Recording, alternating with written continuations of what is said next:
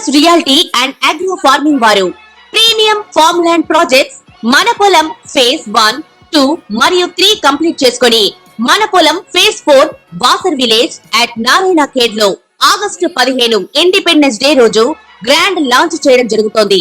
Launching మరియు independence day సందర్భంగా 5 guntas land out rate లో బుక్ చేసుకున్న వారికి ₹1,50,000 డిస్కౌంట్ తో పాటు 2 గ్రాముల గోల్డ్ ఫ్రీగా ఇస్తున్నారు. పూర్తి వివరాలకు సంప్రదించండి. నమస్కారం. క్రోధినామ సంవత్సరం ఆశ్వేజ మాసం మేషాది ద్వాదశ రాశుల వారికి దశ దిశ ఎలా ఉండబోతోంది, నవగ్రహాలు వారి యొక్క దశ దిశ ఎలా ఉండబోతోంది, ప్రథమార్థంలో ఎలా ఉంటుంది, ద్వితీయార్థంలో ఎలా ఉంటుంది అనే వివరాలన్నీ ఇప్పుడు మనం తెలుసుకుందాం. అయితే మాస ఫలితాలన్నీ ప్రథమార్థంలో ఒక రకంగా ఉంటాయి, ద్వితీయార్థంలో ఒక రకంగా ఉంటాయి. ఎందుకు అంటే గ్రహాలు చరణాలు చేస్తుంటాయి కాబట్టి మనకి కొంచెం తేడాలు వస్తుంటాయి. అయితే ఈ ఫలితాలు, ఈ మాస ఫలితాలు కానీ రాశి ఫలితాలు కానీ మనకి గోచార రీత్యా సంబంధించినవే తప్ప వ్యక్తిగత పరిశీలన కాదు అని చిన్న సూచన. మీ వ్యక్తిగత ఫలితాలు కావాలి అంటే కనుక మీ డీటెయిల్స్తో మీ సంబంధిత పండితులను కలిసి వివరంగా తెలుసుకోవాల్సిందిగా కోరుతున్నాను. తదుపరి మిథున రాశి.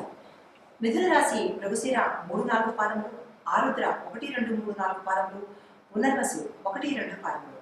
ఆశ్వీజ మాసం అక్టోబర్ 3వ తారీఖు నుండి నవంబర్ 1వ తారీఖు వరకు జన్మలో కుజ, 4వ ఇంట రవి బుధులు, 5వ ఇంట శుక్రుడు ఉండడం వలన కుటుంబంలో చిన్నపాటి కలహాలు, ప్రయాణంలో ఆటంకములు, జ్వరములు, చిన్న జ్వరములు, తల్లితో సుఖము అంటే తల్లి తరపు బంధువర్గం వారితో సుఖ సంతోషాలు, నేత్రకు సంబంధించిన చిన్న రుగ్మతలు, జయము, సేవకుల వలన సుఖము, ఇష్ట కార్యసిద్ధి కలుగును.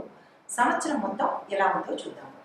సంవత్సరంలో గురు, శని, రాహు, కేతువు వారి యొక్క ఫలితాలు ఎలా ఉండబోతున్నాయి ఇప్పుడు చూద్దాం.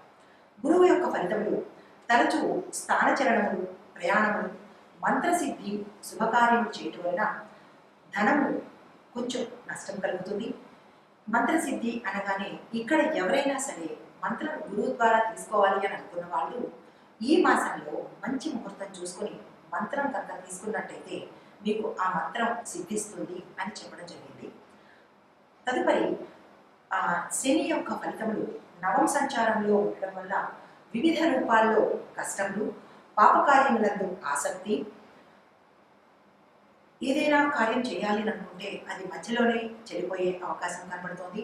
వృత్తి యందు ఆటంకములు కలిగిస్తుంది.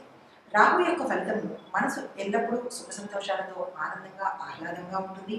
ఆనందమయ జీవితం గడుపుతారు. శరీరము బలంగాను ఆరోగ్యంగాను ఉంటుంది. కష్టములు చిన్న వాటివి వచ్చినా కానీ తొలగిపోతాయి. దాని ద్వారా మీకు శుభ సంకేతములు, శుభకార్యాలు చేయిస్తారు. భూ, గృహ, వస్తు, సంపద లాభంగా కనబడుతోంది. గృహ వాహన యోగం కనబడుతోంది. కేతు యొక్క ఫలితాలు, కేతువు 4వ స్థానంలో ఉండడం వల్ల అస్థిర బుద్ధి, వాత సంబంధిత రుగ్మతలు, స్త్రీ మూలకంగా కలహములు, ప్రభుత్వ కార్యాలయాలందు మీరు తలపెట్టిన ప్రభుత్వ కార్యాలయాలు జయాన్ని సాధిస్తారు. ప్రయాణంలో లాభాలు పొందుతారు. ఈ మాసంలో మిథున రాశి వారికి కుజుడు జన్మరాశిలో సంచరిస్తూ ఉండగా వైవాహిక జీవితంలో చిన్నపాటి ప్రతికూల ఫలితాన్ని చవిచూస్తారు. ఆప్తల జనుల నుంచి అంటే మీకు అత్యంత ఇష్టమైన వారి నుంచి విడిపోవడం మానసిక బాధకి గురి చేస్తుంది. సెల్ఫ్ డ్రైవింగ్లో కొంచెం జాగ్రత్త వహించవలసిందిగా ఇక్కడ చెప్పడం జరిగింది.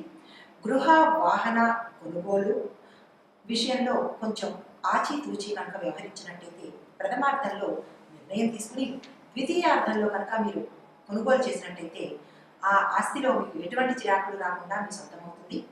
ప్రథమార్థంలో అనుకూలించకపోయిన ఏ విషయమైనా మిథున రాశి వారికి ద్వితీయార్థంలో చాలా బాగా కలిసి వచ్చే అవకాశం కనపడుతుంది. ఎందువల్ల అంటే ఈ గ్రహాలు చరణాలు అంటే చలనము అంటే కదలడం అనమాట. ఈ గ్రహాలు ఒకే స్థితిలో ఎల్లప్పుడూ ఉండవు కాబట్టి మీరు అనుకోవచ్చు ప్రథమార్థంలో ఎలా ఉంటుంది, ద్వితీయార్థంకి వచ్చేటప్పటికి ఎలా మారిపోతుంది అని. ఎందువల్ల మారుతుంది అంటే మనం ఎలాగైతే నడుస్తామో గ్రహాలు కూడా తమ స్థానాల నుంచి నడవడం వల్ల పరిస్థితుల్లో మార్పులు వస్తాయి. కాబట్టి మీరు బాధపడవలసిన, చింతించవలసిన పని లేదు. దానికి తగ్గ పరిహారాలను కూడా సూచించడం జరుగుతుంది. వైవాహిక జీవితంలో మనస్పర్ధలు చిన్నగా కనబడుతోంది. మీ యొక్క అధికమైన కోపం వల్లే ఇటువంటి చిన్న చిన్న అపార్థాలు తొంగి చూసే అవకాశం కనబడుతుంది. మీ కోపాన్ని భార్య అయితే భర్త, భర్త అయితే భార్య కోపాన్ని తగ్గించుకుంటే మీ భాగస్వామి మీ వల్ల బాధపడకుండా ఉండగలుగుతారు. వ్యాపార విషయాల్లో, సంతాన విషయాల్లో అభివృద్ధి కనబడుతోంది. ఈ నెలలో విద్యార్థులకు శ్రమే ఫలి అనే నమ్మకాన్ని మీకు కలిగేలాగా కనబడుతోంది. కుటుంబంలో సౌఖ్యము, అన్నదమ్ముల మధ్య అన్యోన్యత, సోదర సోదరీమణులతో సఖ్యత, తల్లిదండ్రుల ఆరోగ్యం బాగుంటుంది. అన్యోన్యమైన వాతావరణం కనబడుతోంది. శత్రువులు మిత్రులుగా మారే అవకాశం కనబడుతోంది. మిత్రులతో వాదనకు దిగకుండా కొద్దిపాటి సంయమనం కనుక పాటించినట్లయితే ఆ మిత్రులు మీతోనే ఎల్లప్పుడూ ఉంటారు. మీకు చిన్న చిన్న సలహాలు కూడా ఇచ్చి మీరంటే ఒక రకమైన గౌరవాన్ని ప్రదర్శించగలుగుతారు. తర్వాత కోర్టు వ్యవహారాల్లో కనుక ఎవరైనా గతంలో ఉంటే వారికి ఈ మాసంలో మంచి విజయాన్ని చవిచూస్తారు. మీ వైపు అనుకూలమైన తీర్పు వచ్చేటట్టుగా కనపడుతోంది. కొత్తగా కోర్టు వ్యవహారాల్లోకి ఎంటర్ అవ్వాలి అని అనుకున్న వాళ్ళు మాత్రం ఈ మాసాన్ని వదిలేయవలసిందిగా ప్రత్యేకించి సూచన చెప్పడం జరిగింది. తదుపరి సంతానం కోసం ఎవరైనా ప్రయత్నం చేయాలని అనుకుంటే కనుక సుబ్రహ్మణ్యేశ్వర స్వామి ఆరాధన మంగళవారం పూట చేసి, అభిషేకాలు చేసి, ఆలయాలు సందర్శించి మీ కోరికలను కనుక చెప్పుకున్నట్లయితే ఆ యొక్క ఫలితాన్ని మీరు అనుభవించగలుగుతారు. ప్రత్యేకించి రావి చెట్టుకి 27 ప్రదక్షిణాలు కానీ మీ యథాశక్తి తక్కువ కాకుండా కనుక చేసి, రావి చెట్టు మొదట్లో బెల్లంతో కూడిన నీటిని మొదట్లో వేయడం కానీ, లేదా పంచదార కానీ, బొంబాయి రవ్వ కానీ మీరు కనుక రావి చెట్టు మొదట్లో వేసి నల్ల చీమలకు కనుక తినేటట్టుగా చూసినట్టయితే త్వరలోనే మీకు సంతాన యోగం కలిగేటట్టుగా కనబడుతుంది. తర్వాత ఏ విషయంలోనైనా సరే, ఏ పనికి వెళ్ళాలన్నా మీరు కొంచెం ఆచితూచి అడుగులు వేస్తే మంచిది. మీ ఇంట్లో పెద్దలు ఎవరైనా ఉంటే వారి సలహా సంప్రదింపులు తీసుకోవాల్సిందిగా సూచన చెప్పడం జరిగింది. పెద్దవాళ్ళు లేరు, మాకు ఎవరు చెప్పేవాళ్ళు లేరు అంటే మీకు అత్యంత ఆప్తులైన, సన్నిహితులైన మిత్రులు ఎవరైనా ఉంటే కనుక వారి సహాయ సహకారాలు తీసుకుని ఏ కార్యాన్నైనా, అంటే మీకు అత్యంత కీలకమైన కార్యాన్ని వారి యొక్క సలహాతో కనుక చేసినట్టయితే విజయం నియుక్త అవుతుంది. ఒడిదుడుకులు లేకుండా సాఫీగా ఉంటుంది అనమాట. అయితే సంఘంలో గౌరవ మర్యాదలకి మీకు ఎటువంటి లోటు రాదు. మీరు చేస్తున్న ఉద్యోగంలో ఉన్న స్థానం నుంచి ఉన్నతమైన స్థానానికి వెళ్ళే సూచన కనబడుతోంది. సహోద్యోగులతో మంచిగా మెలిగితే కనుక వారు మీ ఉన్నత స్థానానికి కొంచెం మాట సహాయం అందించేటట్టుగా కనబడుతోంది. మీ పై అధికారుల మన్ననలను పొందే అవకాశం కనబడుతోంది. మిథున రాశి వారికి ఈ మాసంలో ప్రథమార్థంలో కన్నా ద్వితీయార్థంలోనే అన్ని రకాలుగా మంచి కనపడుతోంది.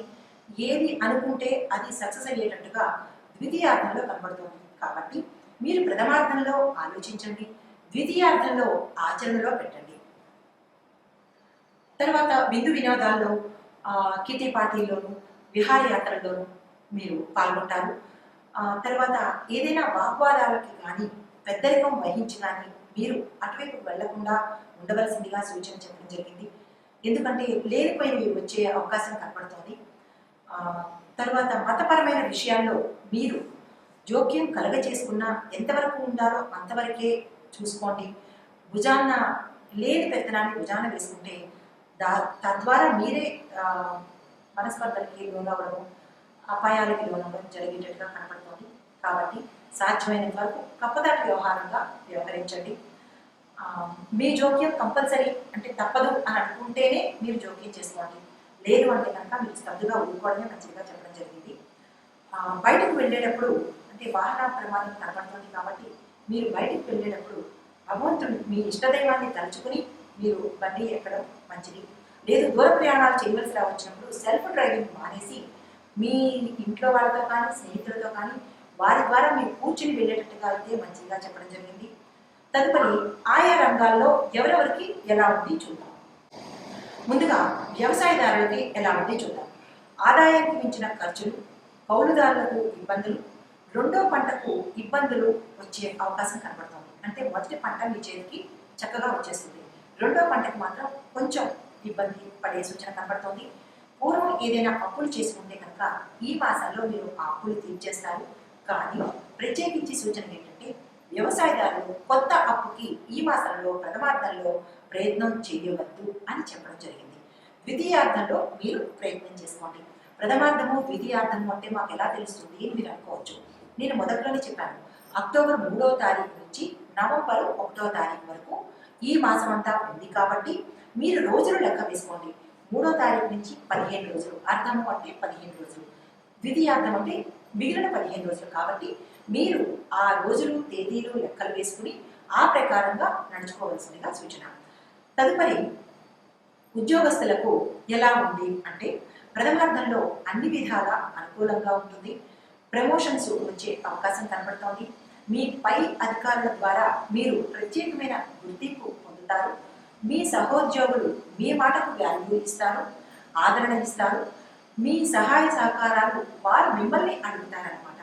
తదుపరి వ్యాపారస్తులకు అనుకున్న దానికన్నా ఎక్కువ లాభాలు వచ్చే అవకాశం కనబడుతోంది. అధిక ఆదాయం వచ్చే 4 వైపుల నుంచి అంటే రకరకాల సోర్సెస్ నుంచి మీకు ఆదాయం వస్తుంది. పార్ట్నర్షిప్ వ్యవహారం అంటే భాగస్వామ్య వ్యాపారం చేయాలి అని అనుకున్న వాళ్ళు ఈ మాసంలో ప్రథమార్థంలో వదిలేసి ద్వితీయార్థంలో కనుక ప్రయత్నం చేసినట్లయితే మీకు చక్కని భాగస్వామి మీ భాగస్వామి వ్యాపారానికి అగ్రిమెంట్ రాసుకోవడం జరుగుతుంది. వారి ద్వారా మీ వ్యాపారం మరింత అభివృద్ధి చెందేటట్టుగా కనబడుతోంది. Wholesale, retail, real estate, marketing వీరికి వ్యాపారస్తులకు కానీ ఉద్యోగస్తులకు కానీ మంచి లాభాలు వచ్చేటట్టుగా కనబడుతోంది. మీరు టార్గెట్స్ ఏవైతే పెట్టుకున్నారో వాటి కన్నా మీకు ఎక్కువ ఆదాయం వచ్చేటట్టు కనబడుతోంది. మీరు ధైర్యంగా తదుపరి మాసానికి టార్గెట్స్ని నిర్ణయించుకోవచ్చు. తర్వాత ఏదైనా పెట్టుబడి పెట్టాలి అనుకుంటే షేర్స్లో కానీ లేదా చిట్ ఫండ్స్లో కానీ పెట్టుబడి పెట్టాలని అనుకున్న వాళ్ళు ఈ మాసంలో నిరభ్యంతరంగా పెట్టుబడి పెట్టుకోవచ్చు. లేదా మీ వ్యాపారాల్లో పెట్టుబడి పెట్టుకుంటాము ఇంకా కొంచెం ఎక్కువ ఆదాయం పొందొచ్చు అని అనుకుంటే ధైర్యంగా మీరు పెట్టుబడి పెట్టుకోవచ్చు. తదుపరి రాజకీయ రంగంలో ఉన్న వారికి ప్రత్యర్థులపై ఆధిపత్యాన్ని సంపాదిస్తారు. ప్రజా సమస్యలను పరిష్కరించి వారి యొక్క అభిమానాన్ని చూరగొంటారు. మీ అధిష్టాన వర్గంలో మీకు గౌరవ ప్రతిష్టలు లభిస్తాయి. కొత్తగా రాజకీయ రంగంలోకి రావాలనుకున్న వాళ్ళు ఈ మాసం అంతా మీకు అనుకూలంగా ఉంది కాబట్టి మీరు మంచి రోజు చూసుకుని మీ పేరుకు తగినట్టు తారాబలం చంద్రబలం చూసుకుని ఆ తిదివార నక్షత్రాల్లో కనుక మీరు రాజకీయ రంగంలో కనుక అడుగు పెడితే విజయం మీ సొంతమవుతుంది. ఓట్లు కుప్పతెప్పలుగా వచ్చి పడతాయి. ఇదివరకే గతంలోనే రాజకీయ రంగంలో ఉన్న వారికి కొత్త పదవుల్లో పోటీ చేయాలనుకుంటే ఈ మాసం అంతా మీకు అనుకూలంగానే ఉంది. ఏదైనా మంచి రోజు చూసుకుని మీరు ఆ పనిని చేసుకోవచ్చు. మీ గౌరవ ప్రతిష్టలు ఇంకా మరింత పెరుగుతాయి. తదుపరి విద్యార్థులకు జ్ఞాపక శక్తి కొంచెంగా మందగించే సూచన కనబడుతోంది. ఇతర వ్యాపకాలపై దృష్టి తగ్గించి చదువు మీదనే దృష్టి పెడితే కనుక మీరు ర్యాంకులు సాధించగలుగుతారు. మీకు ఈ మాసంలో ప్రథమార్థంలో ఏదైనా విదేశ విద్య చేయాలి అని అనుకున్నా, విదేశాలకు వెళ్ళి చదవాలని అనుకున్నా ప్రథమార్థంలో అప్లై చేసుకుని ద్వితీయార్థంలో కనుక దానికి తగ్గ ప్రయత్నాలు చేస్తే కనుక మీరు సక్సెస్ సాధిస్తారు. అక్కడి నుంచి మీకు శుభ ఫలితాలు శుభ సూచనలు కనబడుతున్నాయి.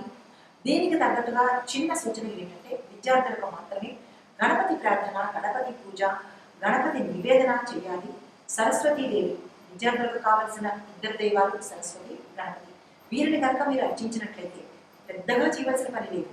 గణపతి అష్టోత్తరాలు వినడం కానీ చదవడం కానీ, సరస్వతి అమ్మవారి అష్టోత్తరం వినడం కానీ చదవడం కానీ చేసినట్లయితే చాలా మంచి ఫలితాలు మీ సొంతమవుతాయి. తదుపరి హోమం చేయించుకునే స్తోమత కలిగిన వారు గణపతి హోమము, సరస్వతి హోమం కనుక చేయించుకున్నట్టయితే అంటే సంకోచించకుండా ఆ ఆర్థిక స్తోమత ఉన్నవారు కనుక చేయించుకున్నట్టయితే విదేశ విద్యలో మీకు మంచి ఫలితాలు కనపడతాయి. చేయించుకోలేని వారు మాత్రం వారి పారాయణ కనుక చేస్తే సక్సెస్ సాధిస్తారు. తదుపరి మీకు ఏదైనా కొత్త కోర్సులో చేరాలి అని అనుకున్న వాళ్ళు ఉంటారు. మీరు చదివే కాకుండా కొత్త కోర్సులో చేరాలనుకున్న వాళ్ళకి ప్రథమార్థంలోనూ ద్వితీయార్థంలోనూ కూడా సక్సెస్ సాధించే అవకాశం కనబడుతుంది. మీరు దానికి ఏదైతే కోరుకుంటున్నారో ఆ రంగంలో మీకు మిమ్మల్ని వారు తీసుకునే అవకాశం కనబడుతుంది. తర్వాత గణపతి ఆరాధన చేయాలి. గణపతి అష్టోత్తరాలు శతనామాలు కానీ వినడం చేసినట్టయితే మీకు విదేశీయానానికి చక్కని రాజబాట కనబడుతోంది. తదుపరి ఈ మాసం మొత్తం ఈ రాశి వారికి అత్యంత అనుకూలంగా ఉంది. చిన్నపాటి ఆటంకాలు ఉన్నా, విఘ్నాలు కలిగిన అవి చిన్న సూచనలతో, నక్షత్రాల వారీగా నేను చెప్పే సూచనలతో మీరు కనుక చేసినట్లయితే, పాటించినట్లయితే అవి కూడా అధిగమించవచ్చు. ఇప్పుడు నక్షత్రాల వారీగా సూచన చెప్పడం జరుగుతుంది. మృగశిర నక్షత్రం వారు సుబ్రహ్మణ్యాష్టకం పాటించాలి, మంగళవార నియమాలు పాటించాలి, మాంసాహారాన్ని నిషేధించాలి, సుబ్రహ్మణ్యేశ్వర స్వామిని ఎర్రని పూలతో అర్చించాలి, అభిషేకాలు చేయించుకోవాలి.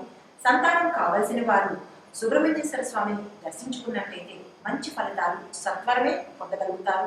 తదుపరి ఆరుద్ర నక్షత్రం వాళ్ళు అభిషేకాలు చేయించుకోవాలి సుబ్రహ్మణ్యేశ్వర స్వామికి.